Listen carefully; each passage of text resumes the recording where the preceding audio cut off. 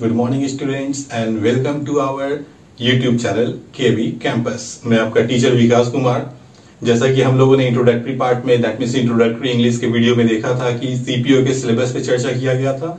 आज हम लोग जा रहे हैं कुछ नया पढ़ने। दैट मींस हम लोग आज प्रोनाउन से रिलेटेड कुछ कॉमन एरियर्स और उसके रूल्स को समझने जा रहे हैं, क्योंकि मैंने पहले ही बताया था कि सीपीओ एग्जाम्स आ रहे हैं तो उसको लेकर के तैयारी आपकी पूरी होनी चाहिए। साथ साथ जो लोग बैंक की तैयारी कर रहे हैं उनके लिए भी बहुत अच्छा समय आ चुका है, क्योंकि एक आध महीने के बाद उसकी वैकेंसी आ ही जानी है। तो आप लोग भी इंग्लिश को थोड़ा फोकस करें, ठीक है। तो बैंक हो, एसएससी हो, सीजीएल हो, सीएचएसएल हो या सीपीओ हो, ये जो इंग्लिश क्लासेस है आपको प्रोनाउन से रिलेटेड कॉमन एरियर्स सॉल्व करने में बहुत ज्यादा हेल्प पहुंचाने वाला है। उम्मीद है कि आप इस वीडियो को एंड तक देखेंगे ताकि आपको ये रूल्स समझ में आए। क्वेश्चन जब इससे रिलेटेड आए तो आप बहुत ही अच्छे ढंग से सॉल्व भी कर पाए, ठीक है। चलिए हम लोग समय बर्बाद नहीं करते, अपनी पढ़ाई पे चलते हैं।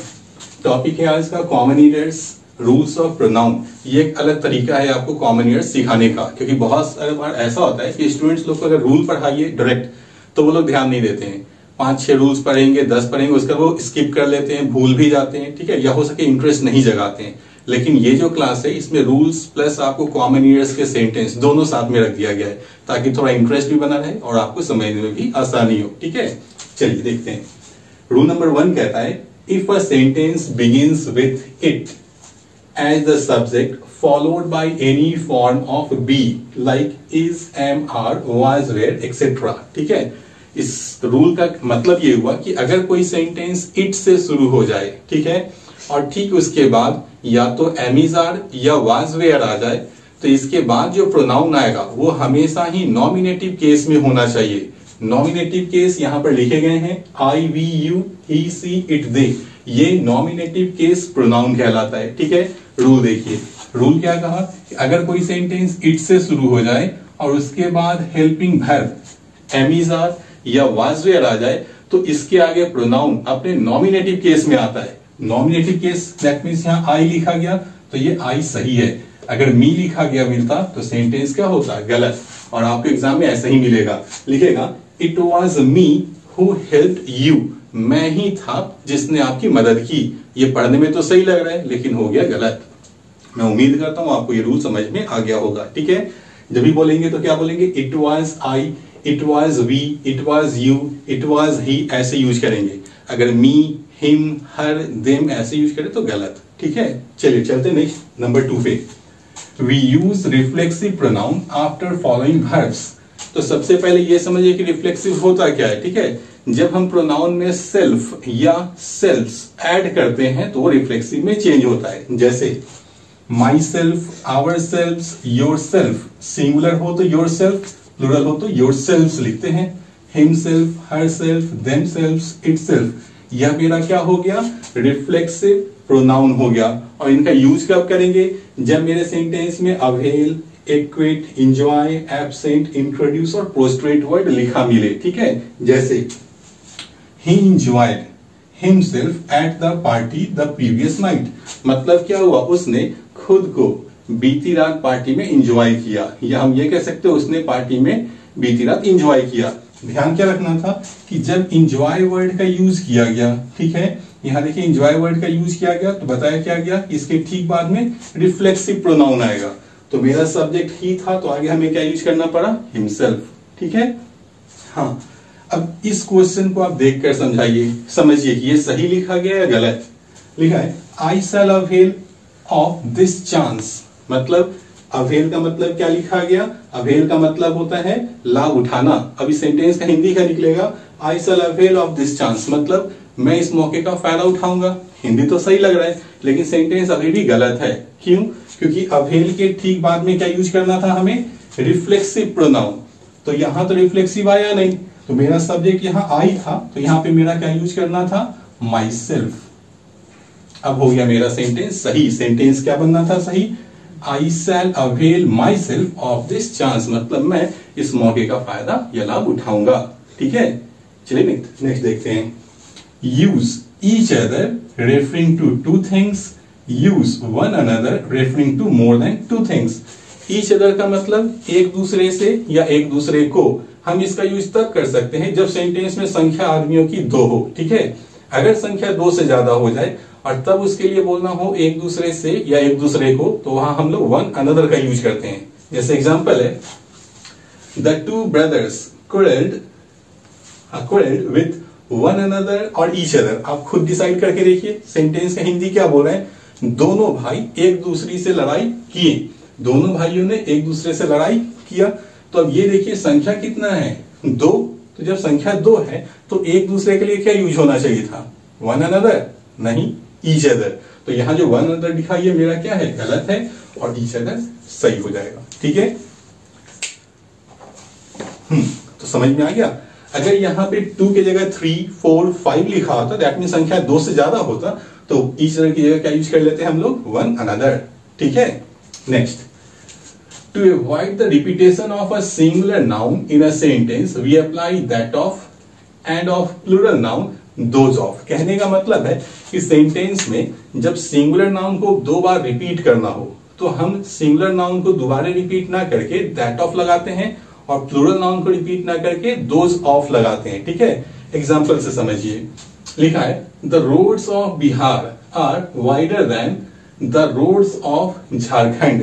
ठीक है, हम इसे हटाकर पढ़ रहे हैं, दोज ऑफ को हटाकर पहले पढ़ रहे हैं। हिंदी समझ में आ गया होगा। बिहार की सड़कें झारखंड की सड़कों से ज्यादा चौड़ी हैं। ठीक है, तो गौर कीजिए, इसी रोड्स ऑफ को तो यहां पे रिपीट किया ना, नाउन का रिपीटेशन हो गया बार बार।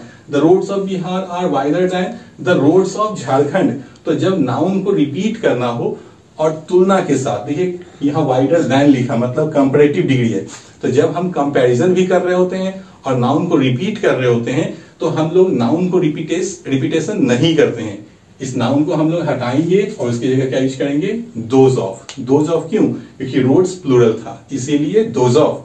अगर यहाँ रोड लिखा होता, रोड सिर्फ रोड लिखा होता, तो यहाँ पे आर की जगह क्या यूज करते हैं, इज, और दोज ऑफ की जगह क्या यूज कर लेते हैं, दैट ऑफ। ठीक है, यहाँ देख लीजिए लिखा गया है सिंगुलर नाउन के लिए दैट ऑफ रिप्लेस करते हैं और प्लूरल नाउन के लिए क्या यूज करते हैं, दोज ऑफ। उम्मीद है ये आपको समझ में आ गया होगा, और इस रूल को अच्छे से समझिएगा क्योंकि एग्जाम में ये रूल बहुत बार मिलेगा आपको। ठीक है, next question, who is used for person, whom is used for person। who और whom दोनों ही हम आदमी के लिए यूज करते हैं। ध्यान ये रखना है कि whom सब्जेक्टिव, एनसीपी का मतलब होता है नॉमिनेटिव केस प्रोनाउन, इसी को हम लोग सब्जेक्टिव केस भी कहते हैं। ठीक है, तो एक चीज ध्यान रखना है कि who अपने साथ हमेशा वर्ब लेता है। ठीक है, और whom अपने साथ हमेशा वर्ब नहीं लेता है। दोनों में एक डिफरेंस है, ये डिफरेंस में भी एग्जांपल से आपको क्लियर हो जाएगा, और एग्जाम में ये क्वेश्चन भी आपको बहुत बार मिलेगा। ठीक है, तो वहां पे आपको आइडेंटिफाई करना बहुत ही आसान हो जाएगा फिर इस क्वेश्चन को आप समझते हैं। तो देखिए लिखा है द बॉय हुम और हु, दोनों ऑप्शन में दे दिया, आपको चूज करना है कौन सा सही होगा। ठीक है, द बॉय हु या हुम is playing outside is my brother. लड़का जो बाहर खेल रहा है वह मेरा भाई है, यही सेंटेंस का हिंदी हुआ। ठीक है, तो हमें ये कंफ्यूजन है कि हम हुम ले या हु ले। ठीक है, तो जब इस तरह का कंफ्यूजन आ जाए ना मन में कि हु सही हो सकता है या हुम, तो हम लोग सब्जेक्ट और वर्ब का पेयर लगा लेते हैं। ठीक है, जैसे देखिए ये जो लिखा गया इज प्लेइंग, तो ये इज प्लेइंग किसके लिए आया है, बॉय के लिए ही, क्योंकि मेरा एक बॉय सब्जेक्ट है यहाँ। ठीक है, और इस सब्जेक्ट के लिए वर्ब क्या यूज किया, is playing, the boy is playing. ठीक है, अब देखिए यहाँ लिखा है इज माई ब्रदर, तो ये फिर जो इज आया वो किसके लिए आया होगा, कोई ना कोई सब्जेक्ट होगा, क्योंकि सब्जेक्ट ही क्या लिखा गया, एनसीपी। एनसीपी मतलब नॉमिनेटिव केस, इसी को क्या कहते हैं, सब्जेक्टिव केस। तो सब्जेक्ट ही अपने साथ वर्ब लेता है। ठीक है, तो यहां देखिए इसके लिए तो यहां वर्ब आ गया, अब हमको देखना है इस दोनों में कौन आएगा। तो आपको समझ में अब आ गया होगा कि हु सब्जेक्ट है या हुम। निश्चित सी बात है, यहां लिखा गया था हु क्या होता है, सब्जेक्टिव केस, हुम क्या होता है, ऑब्जेक्टिव केस। तो सब्जेक्ट वर्ब लेता है, दैट मीन्स हु वर्ब लेगा, तो यहाँ हु का यूज सही था, हुम गलत है। उम्मीद करता हूं ये आपको समझ में आ गया होगा। अगर अभी भी ना समझ में आए तो एकदम बेसिक सा एग्जाम्पल देख लीजिए, ये क्लियर कर देगा।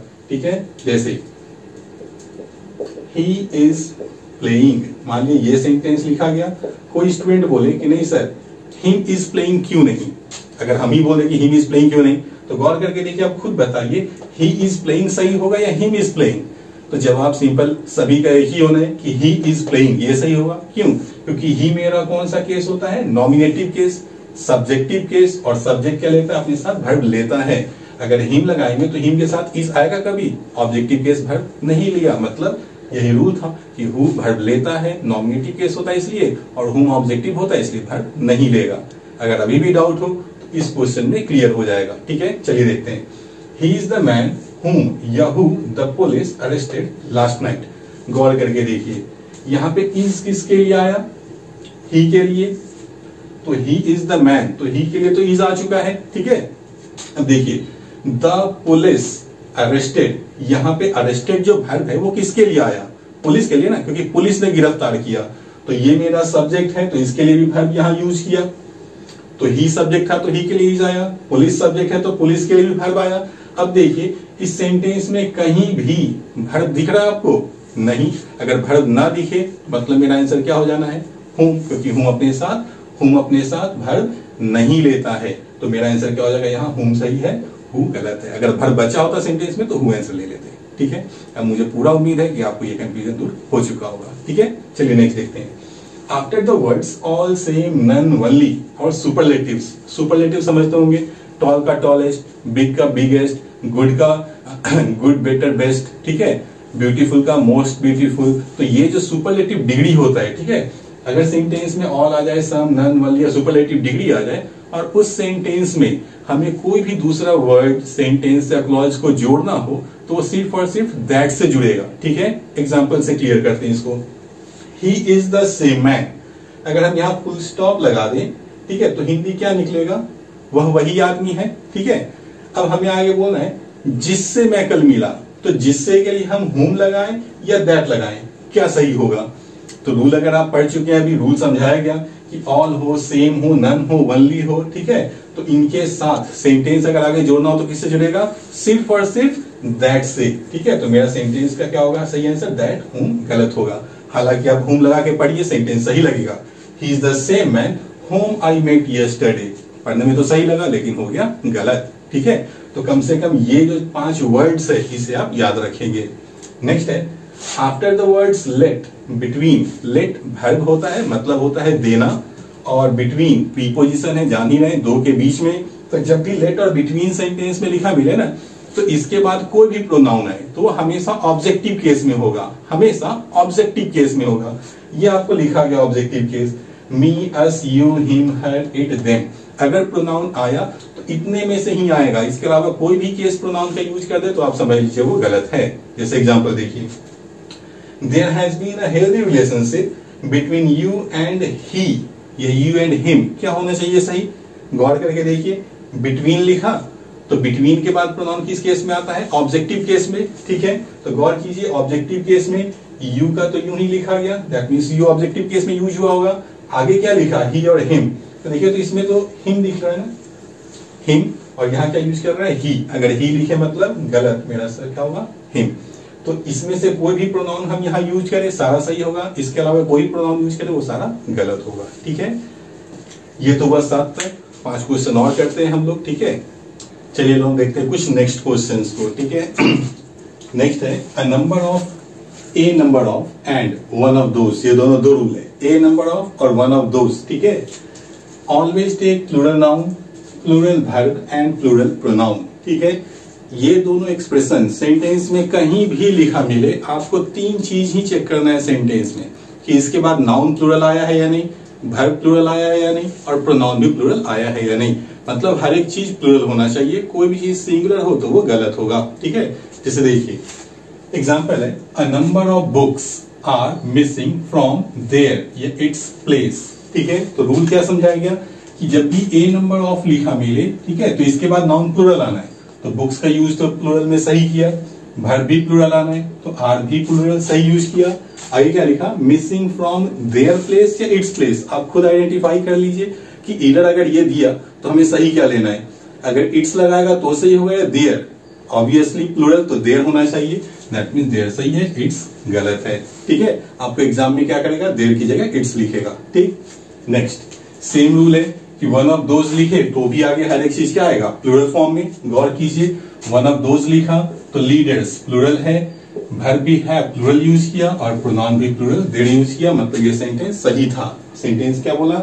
ही is one of those leaders who have sacrificed their everything.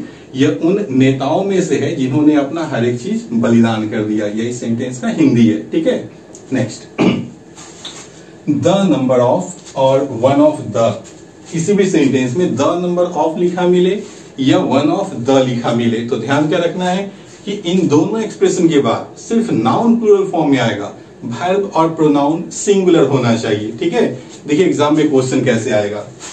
The number of तो लिखा मिला तो रूल क्या कहता है कि इसके बाद नाउन प्लूरल आना चाहिए। तो देखिए नाउन प्लूरल है, वर्ब क्या होना चाहिए सिंगुलर, तो देखिए वर्ब भी सिंगुलर है। अब प्रोनाउन क्या होना चाहिए, तो वो भी सिंगुलर होना चाहिए। गौर कीजिए यहाँ पे सिंगुलर प्लूरल दोनों हैं, तो चॉइस का लेना होगा सिंगुलर का। दैट मींस मेरा इट्स सही होगा, देयर गलत होगा। बोल क्या रहा है, the number of books is missing from its place, मतलब एक निश्चित संख्या में किताबें अपनी जगह से गायब हैं। यही सेंटेंस का हिंदी होगा। नेक्स्ट है वन ऑफ द, तो वन ऑफ लिखे या वन ऑफ द, इसके साथ भी सेम रूल फॉलो करना है कि noun plural, verb pronoun singular. देखिए वन ऑफ द तो लिख दिया, तो अब नाउन क्या आना चाहिए प्लूरल। यहाँ सिंगुलर लिखा मतलब ये गलत है, ये प्लूरल नाउन मेरा सही है। अब मेरा वर्ब क्या होना चाहिए, वो भी सिंगुलर, तो यहाँ हैज सिंगुलर है, ये सही है। हैव प्लूरल है मतलब गलत है। और प्रोनाउन भी क्या होना चाहिए सिंगुलर, तो यहाँ देखिए हिज सही होगा, देयर गलत। अब मेरा सही सेंटेंस क्या बना, सो गौर कीजिए, one of the students has not done his work, मतलब बहुत सारे छात्रों में से कोई एक छात्र ने अपना काम पूरा नहीं किया है। यही सेंटेंस का हिंदी हुआ। ठीक है, अब मैं उम्मीद कर रहा हूं कि आपको ये सारे रूल समझ में आ चुके होंगे। अगर नहीं समझ में आया तो आप वीडियो को वापस फिर से देखिए, यहां से यहां तक का रूल, और समझने की कोशिश कीजिए। Next, use singular noun verb and pronoun after many ए और मेनी एन। बोल रहा है कि जब भी सेंटेंस में मेनी ए या मेनी एन लिखा मिले तो इसके बाद आपको singular noun, singular verb, singular pronoun, मतलब तीनों चीज सिंगुलर फॉर्म में यूज करना है। ठीक है, कोई भी चीज प्लूरल आया तो वो गलत होगा। चलिए देखते हैं, मेनी अ स्टूडेंट और स्टूडेंट्स, लोग क्या सोचते हैं कि मेनी ए लिखा तो मेनी का मतलब सब समझता है प्लूरल हो गया तो आगे प्लूरल ले लेता है। नहीं, यहाँ मेनी के साथ ए लिखा तो जैसे ही ए लगा दी ये सिंगुलर लेता है, तो मेरा सही क्या होगा स्टूडेंट, स्टूडेंट्स गलत था। ठीक है, और क्या बोला गया कि नाउन तो सिंगुलर आएगा ही, वर्ब और प्रोनाउन भी सिंगुलर होगा, तो आगे मेरा वर्ब क्या होगा सही हैज, हैव गलत होगा, और प्रोनाउन भी क्या होगा सही हिज, देयर गलत होगा। सेंटेंस क्या बना सही, many a student has got his reward, मतलब बहुत सारे स्टूडेंट ने अपना इनाम प्राप्त कर लिया है। ठीक है, नेक्स्ट, मोर देन वन, अगर मोर देन वन एक साथ लिखा मिले तो इसके साथ भी सेम रूल फॉलो करते हैं, हर एक चीज सिंगुलर। ठीक है, गौर कीजिए, more than one book is available written on Swami Vivekananda, मतलब एक से ज्यादा किताबें स्वामी विवेकानंद पर जो लिखी गई हैं वो उपलब्ध हैं। यही सेंटेंस का हिंदी हुआ। ध्यान क्या रखना था कि मोर देन वन अगर लिखा मिले तो आगे हर एक चीज क्या होना चाहिए सिंगुलर, तो मेरा बुक भी सिंगुलर है और वर्ब भी सिंगुलर, दोनों सिंगुलर है, मतलब सेंटेंस सही है। गौर कीजिए दूसरे एग्जाम्पल को। इस सेंटेंस में गौर करने लायक चीज ये है कि मोर भी लिखा और देन वन भी लिखा, लेकिन दोनों अलग अलग है। यहाँ गौर कीजिए एक साथ लिखा था, यहाँ क्या है मोर और देन वन अलग अलग है। तो जब मोर देन वन अलग अलग यूज हो जाए तो इनके साथ आने वाला नाउन, वर्ब, प्रोनाउन जो भी हो सारा प्लूरल हो जाएगा, बस इतना ध्यान रखना है। ठीक है, जैसे गौर कीजिए जब मोर और देन वन स्प्लिट हो गया, अलग अलग टूट गया, तो क्या होगा हर एक चीज प्लूरल होना चाहिए। तो मेरा आंसर क्या होगा बुक्स, ये सिंगुलर बुक गलत है, वर्ब भी क्या हो जाएगा प्लूरल, तो यहाँ सिंगुलर इज गलत है, आर हो जाएगा सही। सेंटेंस क्या बनेगा, more books than one are available written on Swami Vivekananda. ठीक है, हिंदी दोनों का सेम ही होना है। Next, the word one becomes one's, one's में अपॉस्ट्रोफी लिखा गया है। In possessive case it means one और एवरीवन। अगर वन एज अ सब्जेक्ट हम सेंटेंस में यूज करते हैं तो ये पोसेसिव केस में वंस में चेंज हो जाता है, मतलब होता है एक या हर एक। ठीक है, एग्जांपल ये क्लियर हो जाएगा आपको। जैसे बोल रहा है one should take care of his health और वन सेल्फ, तो वन का मतलब क्या हो गया एक या हर एक। सेंटेंस का मतलब क्या हो गया, एक आदमी को अपने स्वास्थ्य की देखभाल करनी चाहिए या हर एक आदमी को अपने स्वास्थ्य की देखभाल करनी चाहिए। तो एक आदमी को या हर एक आदमी को अपने, क्या बोला, अपने स्वास्थ्य की देखभाल करनी चाहिए। तो एक के लिए तो वन हो गया और अपना के लिए वन का क्या होना चाहिए था वंस। हमने यहाँ क्या यूज किया हिज, जो कि गलत है। ठीक है, वन का वंस होता है, हिज गलत होता है। तो मैं उम्मीद कर रहा हूं कि ये 12 रूल्स आपको बहुत ही अच्छे ढंग से समझ में आए होंगे और अगर ना समझ में आए तो वापस आप इस वीडियो को देखिए, हर एक एग्जाम्पल्स को अच्छे से देखिए और समझने की कोशिश कीजिए, ठीक है। ये आधा रूल हुआ प्रोनाउन प्लस उसके कॉमन ईडर्स का। नेक्स्ट जो क्लास आएगी आपके पास वो इसी का कंटिन्यू जो पार्ट होगा, पार्ट 2, जिसमें आपका पार्ट 2 जो आएगा उसमें कंप्लीट रूल से रिलेटेड आपका कॉमन ईडर्स दिया जाएगा। दैट मीन्स उस दिन प्रोनाउन आपका एंड हो जाएगा। उसके बाद आप प्रैक्टिस करेंगे, उसके बाद हम भी कुछ क्वेश्चंस आपको देंगे कॉमन ईडर का सॉल्व करने को, तो आपका कंप्लीट डाउट क्लियर हो जाएगा, ठीक है। मिलते हैं अपने नेक्स्ट वीडियो में।